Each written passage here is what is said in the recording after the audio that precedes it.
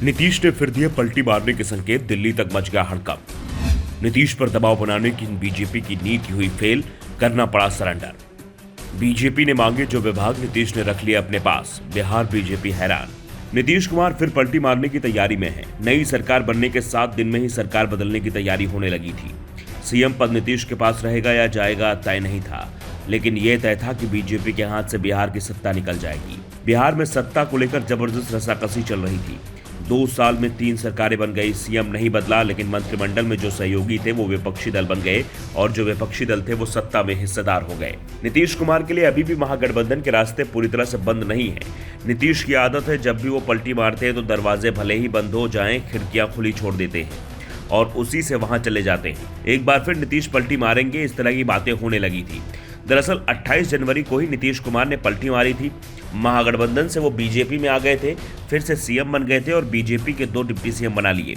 8 मंत्रियों ने शपथ ली, लेकिन मामला विभागों के बंटवारे में फंस गया। बीजेपी ने इस बार गृह और सामान्य प्रशासन मंत्रालय पर दावा ठोक दिया। नीतीश ये दोनों ही मंत्रालय अपने पास रखने पर अड़े हुए थे।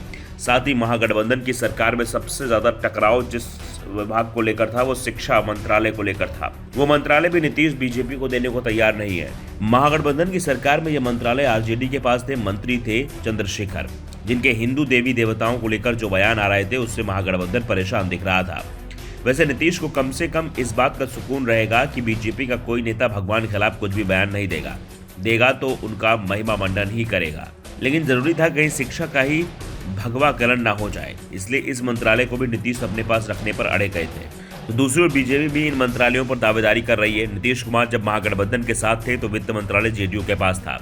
विजय चौधरी इस विभाग के मंत्री थे और इस बार वो बजट पेश करने के लिए तैयार थे। बजट तैयार हो गया था, बजट सत्र का इंतजार हो रहा था जो 5 अप्रैल से शुरू होना था, लेकिन सत्र शुरू होने से पहले ही सरकार बदल गई। अब नीतीश कुमार ने यह मंत्रालय बीजेपी को दे दिया, यानी बजट जेडीयू के मंत्री ने बनाया है, पेश करने का जिम्मा बीजेपी को दे दिया है। बीजेपी इस मंत्रालय को लेने को तैयार नहीं थी, लेकिन चली नीतीश की। नीतीश कुमार ने विभागों के बंटवारे को लेकर दिल्ली तक अपनी बात पहुंचा दी, जिसके बाद दिल्ली से बीजेपी के पास संदेशा आया, नीतीश को उतना ही परेशान करे जितना कि वो सहन कर पाए, ज्यादा नहीं। अगर किया तो फिर से पलटी मार जाएंगे। दिल्ली से आए संदेश के बाद आखिर नीतीश कुमार के साथ विभाग बंटवारे पर बिहार बीजेपी की सहमति बन पाई। जो विभाग नीतीश कुमार अपने पास रखना चाहते थे उन्होंने बीजेपी को नहीं दिए। बीजेपी के 78 विधायक हैं, जबकि नीतीश की पार्टी में सिर्फ 45। इसके बावजूद बीजेपी के हिस्से 23 विभाग आए हैं तो जेडीयू के हिस्से 19।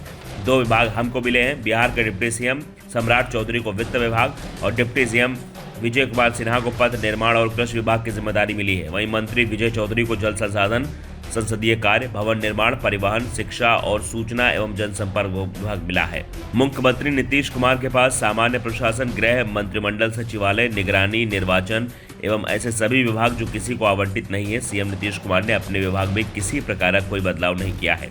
पिछले 20 सालों से गृह, निगरानी, निर्वाचन, मंत्रिमंडल निर्वाचन और सामान्य प्रशासन विभाग अपने पास रखते आ रहे हैं। इस बार भी ये सभी विभाग उन्हीं के पास हैं। Bureau report, the Navdarpan news.